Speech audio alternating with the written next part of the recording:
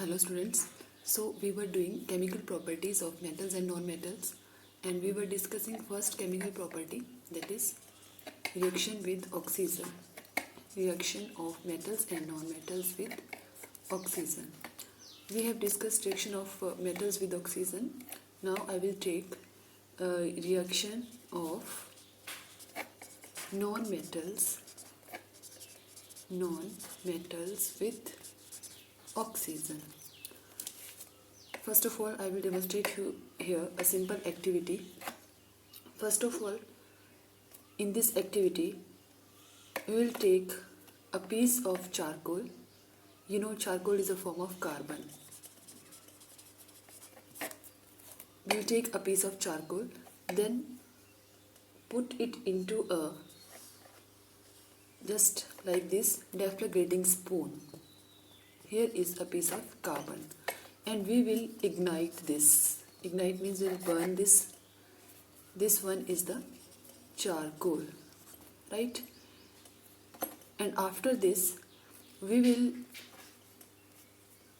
put this spoon into a simple gas jar, a chamber, where we will place this spoon here along with burning this charcoal, ignited charcoal, and we will cover this here with the help of a lid, right? This one is the lid, means cover. After some time, we will remove this lid, right? We will remove this lid, and then this gas jar, it will be in open form, and here will be, after burning of this charcoal, right, there will be gas molecules. Now we will add water into this. Then after some time, we will remove this water along with the dissolved gases, because here gas will liberate, that will mix with water, and we will now pour this water into a watch glass here.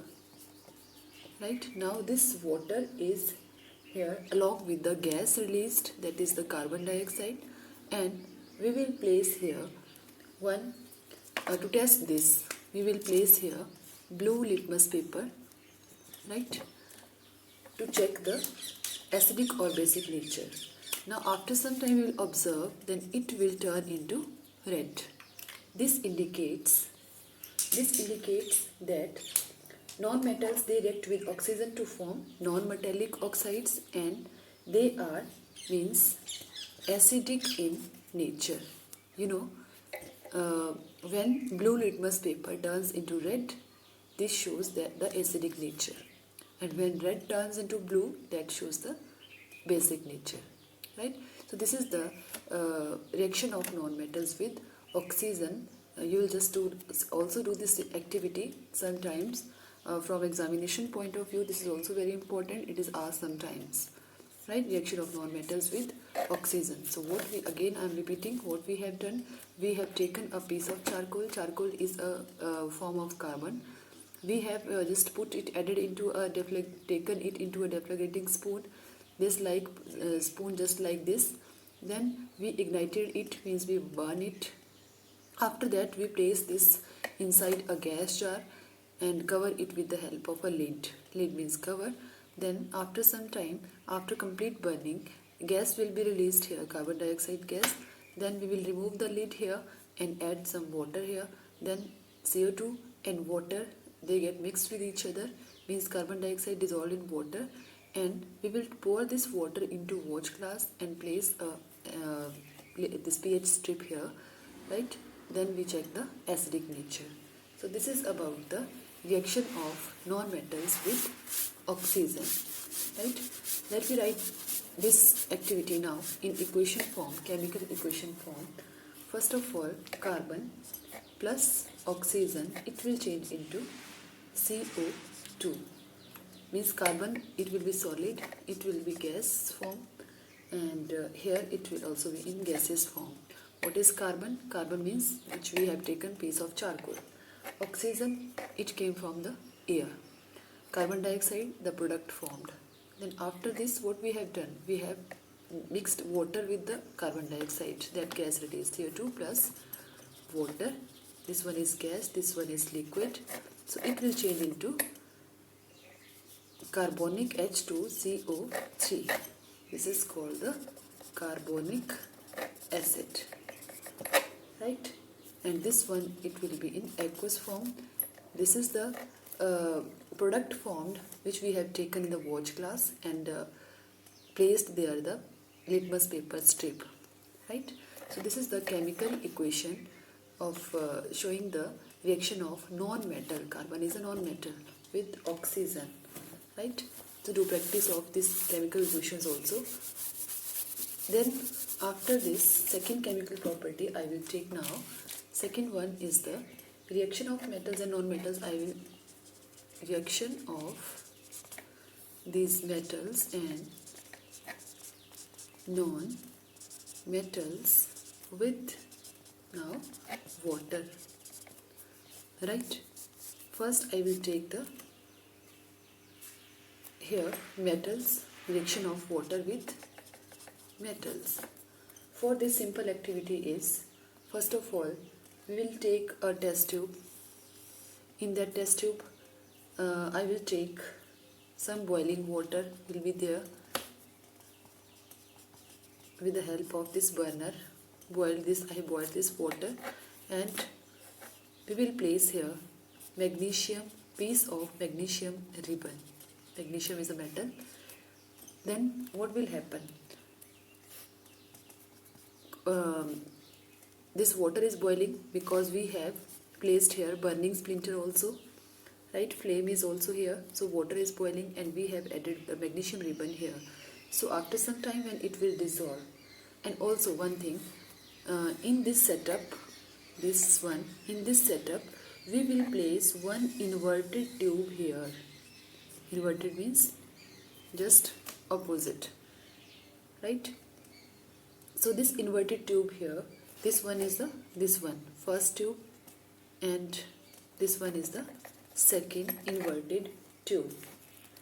Then after some time, when it will dissolve in water, boiling water here, then we will remove this inverted tube, right? We will remove this inverted tube here. So what will be here? Here will be magnesium hydroxide will be there, and hydrogen gas. This will product magnesium plus water. When they react with each other, they will form the magnesium hydroxide, MgOH twice, right? And hydrogen gas is released here. To test this hydrogen gas, release of hydrogen gas, we will remove this tube here. Here will be hydrogen gas present, and when we will bring any burning splinter, right? Any burning splinter here. What is burning splinter means? The splinter means a sharp piece of wood, one sharp piece of wood, and that is means we have ignited it, we have burned it. When we bring this one here near the mouth of this one is the burning splinter, right? Thin piece of wood. Then what will happen? It will means hydrogen gas was released here, and when we will bring it near the mouth of this inverted boiling tube, so it burns here. It burns and sound is produced, that is a cracking sound. A cracking sound is produced. Why it happened? Because of the reaction of magnesium with water on heating, right? And release of the hydrogen gas. This hydrogen gas is responsible for popping sound, right? So this is the simple activity showing the reaction of metals with water. Now let me write again in equation form this one. First of all, we have taken magnesium ribbon, solid state. Then we added into water, liquid state. Water we were boiling it. We have placed a Bunsen burner below the tube. Then here we will do, these are the reactants. Now what we have done, we have heated the water.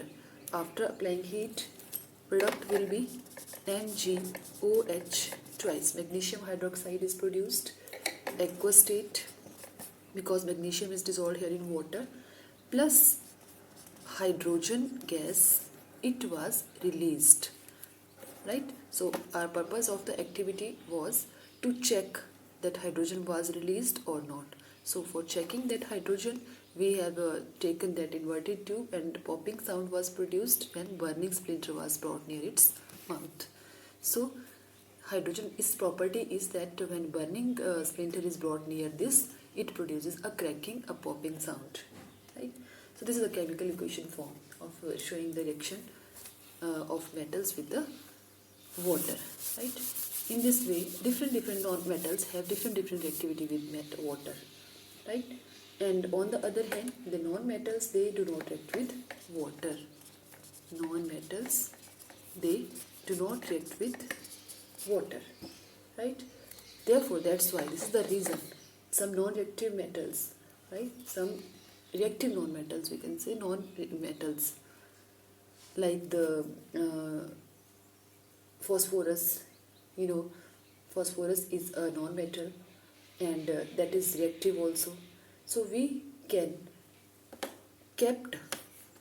keep that phosphorus in water, right? We can store phosphorus in water. Why? Because it reacts with air. So we can place it in water because we know that non-metals, they are non-reactive with water. It catches, when it comes in contact with air, it catches fire easily, right? So to stop this, to avoid this, we will place this phosphorus in water. We can store phosphorus in water.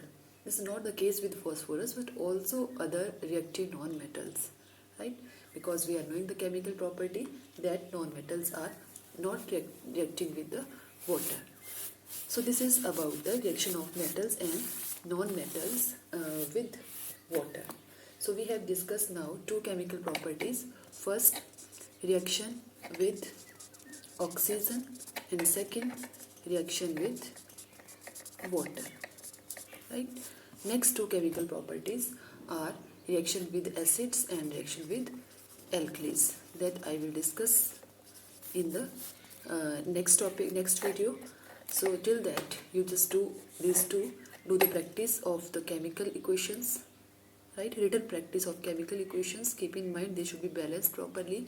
Also write down the states also. And for more consolidation, do the activities also. Learn the activities also. No doubt you cannot do these activities at home because you're not having magnesium ribbon, you're not having charcoal. But as I have given you simple demonstration here, you can learn these activities. And when you get opportunity in lab, you can do these activities also, right? So with this, thank you.